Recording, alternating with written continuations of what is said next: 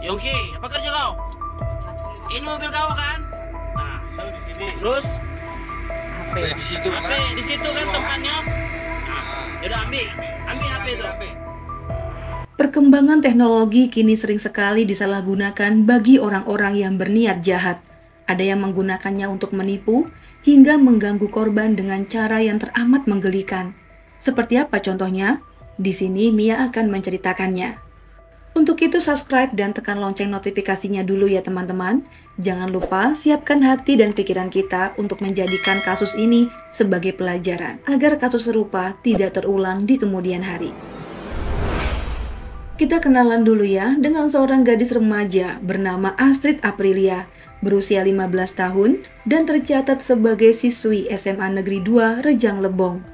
Orang tuanya diketahui telah berpisah dan Astrid tinggal bersama neneknya Nurhayati di Bedengan Gang Palem, Kelurahan Sukaraja, Kecamatan Curug Timur. Sehari-harinya, gadis remaja itu disibukkan dengan aktivitasnya sebagai pelajar. Tak lupa, ia juga sering membantu neneknya yang telah berusia 65 tahun. Dengan penuh kasih sayang, sang nenek mencintai cucunya yang memang sedari kecil sudah ada menemani hari-harinya. Saat mereka bersenda gurau, sang nenek berucap dalam hati, agar diberikan umur panjang, supaya dapat melihat tumbuh kembang cucu kesayangannya hingga menemani masa tuanya kelak. Sayangnya, lamunan itu sirna karena tragedi yang menghilangkan nyawa sang cucu tercinta. Lantas, bagaimana peristiwa itu bisa terjadi? Di tanggal 8 November tahun 2019, Astrid berpamitan kepada sang nenek hendak pergi ke tempat fotokopian untuk mengerjakan tugas sekolah. Dengan mengendarai sepeda motor Scoopy berwarna hitam miliknya, gadis remaja itu berlalu tanpa ada firasat apapun yang dirasakan sang nenek. Sejam 2 jam Astrid belum pulang, belum ada kecurigaan saat itu. Namun ketika malam makin larut, ia tak kunjung menunjukkan batang hidungnya. Membuat si nenek khawatir. Segera saja ia mencari bantuan dengan menghubungi saudara, tetangga, juga teman-teman cucunya. Namun tetap saja nihil. Neneknya pun akhirnya mengabari ayah Astrid yang bernama Harry. Kemudian mereka bersama-sama melaporkan hilangnya gadis tersebut ke kepolisian. Dan pada keesokan harinya, atau tanggal 9 November tahun 2019, penyelidikan pun dilakukan. Keterangan dari saksi-saksi dikumpulkan. Tak lupa mereka meneliti riwayat ponsel juga akun media sosial yang Astrid punya. Di saat proses penyelidikan, tiba-tiba ada SMS dari ponsel Astrid. Namun bukannya gadis itu yang mengirim, melainkan sang penculik. Rupanya gadis tersebut tengah disandra dan pelaku meminta tebusan 100 juta rupiah. Mengetahui hal ini, Satreskrim Polres Rejang Lebong segera melacak keberadaan ponsel gadis itu. Akhirnya, pada tanggal 17 Januari, ditangkaplah seorang laki-laki serta mengamankan barang bukti, antara lain motor Honda Scoopy milik korban, 2 unit HP, sebilah pisau, perhiasan korban, beberapa potong celana dalam wanita, termasuk mobil angkot warna biru dengan nomor platnya BD 1020GL, juga beberapa bukti lainnya. Terduga pelaku ini berinisial YA. Ia berusia 32 tahun yang berprofesi sebagai sopir angkot. Dan ia tercatat sebagai warga Kelurahan Talang Ulu, Kecamatan Curug Timur. Dari interogasi terduga pelaku ini, juga keterangan saksi sebagai pelengkap, maka dengan ini Mia akan menjelaskan kronologi bagaimana Astrid bisa hilang dan bagaimana ia nantinya bisa ditemukan. Rupanya Astrid telah mengenal YA sejak ia SMP. Ini karena Astrid sering menaiki angkot biru yang disopiri pelaku. Saat pulang sekolah, hingga mereka secara tak langsung saling mengenal. Namun dari informasi yang beredar, hanya sebatas saling mengenal dan tidak ada hubungan spesial. Mungkin bagi Astrid yang dari kecil diasuh sang nenek, ia merasa nyaman saat berbincang dengan seorang pria dewasa yang telah dianggap kakak atau ayah. Nah, kembali ke waktu di mana Astrid berpamitan hendak pergi ke tempat fotokopian. Rupanya sebelum itu, Astrid dihubungi oleh YA dan memintanya untuk datang ke rumah karena ia ingin menitip kado buat salah satu teman Astrid yang ia sukai. Tanpa curiga, gadis itu pun pergi ke rumah pelaku. Dan singkat cerita, saat di dalam rumah, pelaku menyekap korban. Jelas korban yang panik berusaha berteriak dan meminta pertolongan.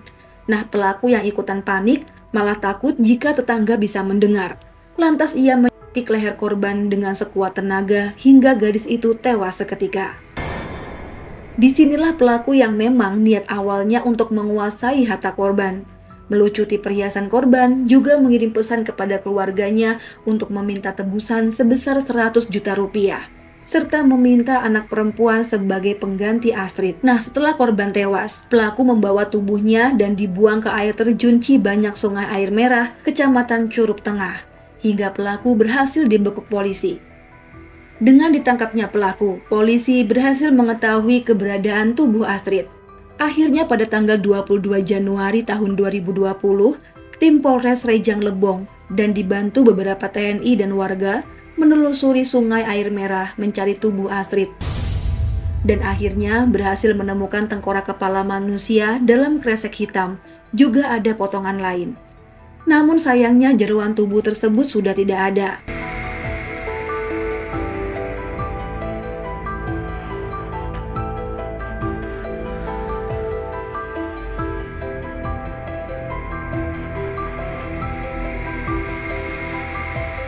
Sebelum pihak kepolisian menentukan itu adalah tubuh Astrid, mereka meminta sampel DNA milik ayah kandungnya untuk dicocokkan dengan penemuan mereka.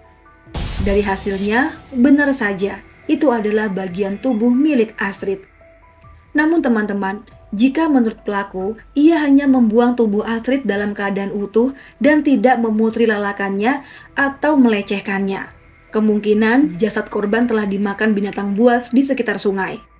Jadi teman-teman, ada yang menarik dan sangat menggelikan dari kasus ini. Setelah menghabisi nyawa korban, pelaku ini sering meneror teman-teman Astrid, juga beberapa keluarga Astrid yang nomornya ada dari kontak ponsel korban. Yang nomornya dia ambil dari kontak ponsel korban. Banyak yang merasa terganggu karena sebuah panggilan video call yang saat diangkat, pelaku ini malah menunjukkan alat kelaminnya. Selain itu, polisi yang menggeledah mobil angkot miliknya menemukan banyak celana dalam wanita di belakang speaker mobil. Dapat dipastikan, pelaku memiliki penyimpangan seksual. Kalau melihat betapa kejamnya pelaku, seharusnya ia mendapat hukuman yang paling berat.